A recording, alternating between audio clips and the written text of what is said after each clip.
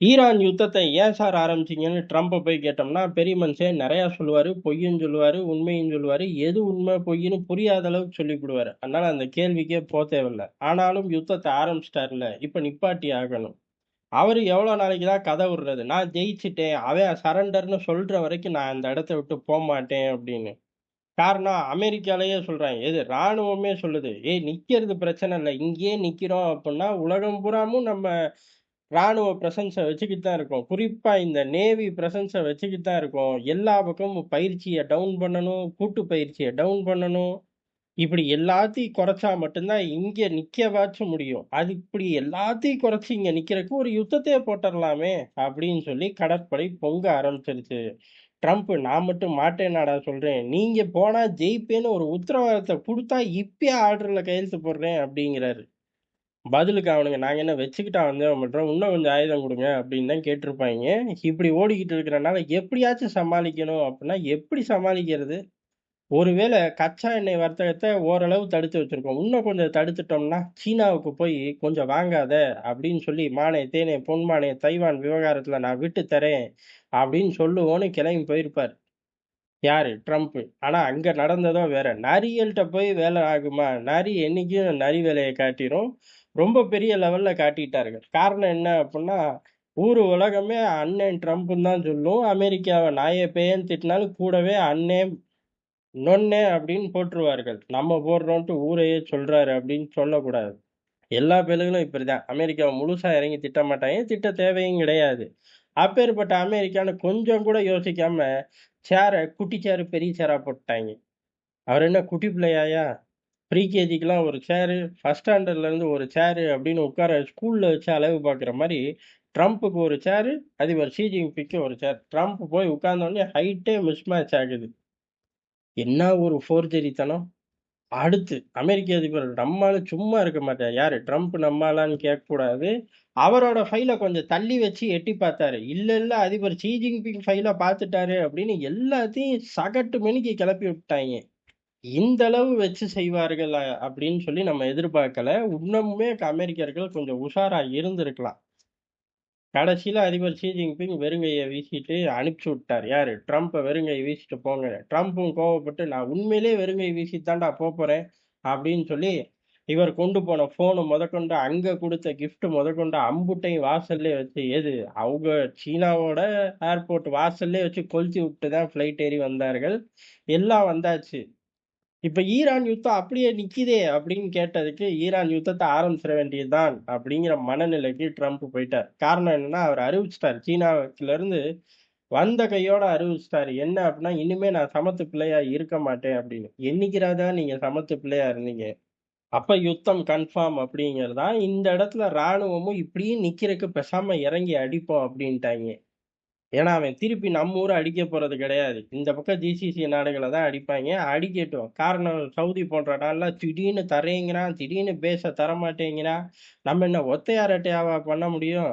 நம்ம ஃப்ளைட்ட எடுத்தோமா, இறக்குனோமான்னு சத்தம் இல்லாம போகணும். அதுக்கு இவர்கள் உதவ மாட்டேங்கிறார்கள். யுத்தம் வந்து படட்டும் அப்படிங்கிற மனநிலையில அமெரிக்க ராணுவம் இருக்கு.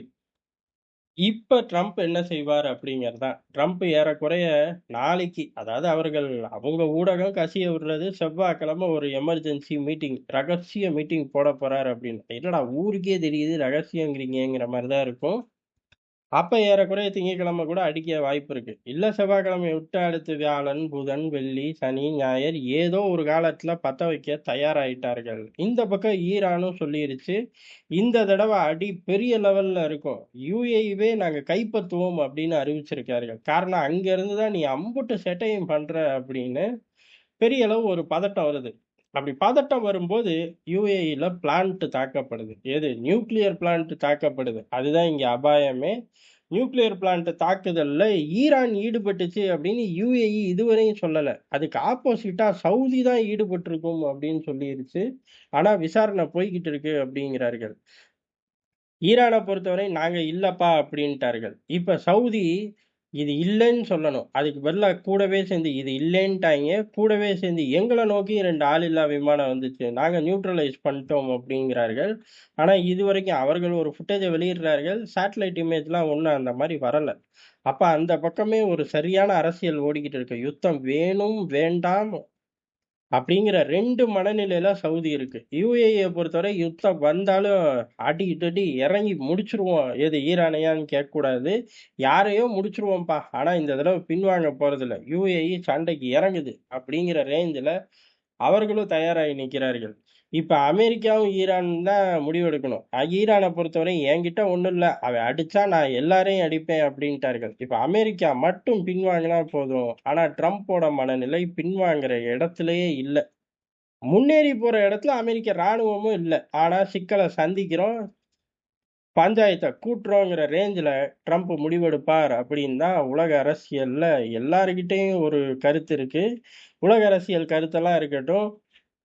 ட்ரம்ப் எப்படி முடிவெடுப்பார் அப்படின்னா, ட்ரம்ப பொறுத்தவரையும் கணிக்க முடியாது. ஆனா இந்த விஷயத்துல சண்டை செய்யறக்கு அவர் தயங்க மாட்டார் அப்படின்னு தான் பார்க்கப்படுது. காரணம், உள்ளூர்லயே ஒரு பேச்சு இருக்கு. வெளியூர்லயும் ஒரு பேச்சு இருக்கு. அந்த பேச்சு தான் இந்த யுத்தத்த அப்படியே இன்னமும் ட்ரம்ப் மனசுல கொழுந்து விட்டு எரிய வைக்குது. காரணம் என்ன அப்படின்னா, ஈரான தொடுறக்கு எல்லா அமெரிக்க அதிபர்களும் பயந்தார்கள்.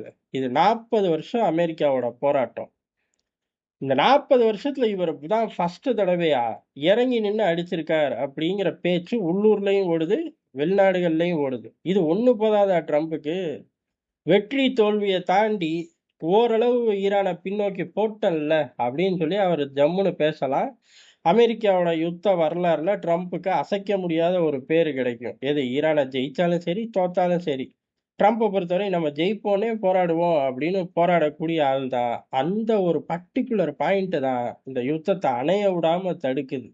யாராச்சும் போய் இல்ல, இல்ல இது 40 வருஷமாலாம் யாரும் சேலஞ்ச் பண்ண விரும்பலங்கிறக்கு காரணம் பயம், இல்ல ஒரு தடுமாற்றம்லாம் இல்ல. சேலஞ்ச் பண்ற அளவுக்கு ஈரான் ஒர்த் இல்ல அப்படின்னு ட்ரம்ப் மனசுல ஏத்திட்டார்கள்னு வச்சுக்கோங்க.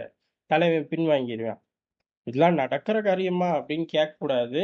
இது ஒண்ணு தான் இந்த யுத்தத்த உயிரோட்டத்தோட வச்சிருக்கு. யுத்தம் பெருசா வெடிக்க அதிக வாய்ப்பு இருக்கு.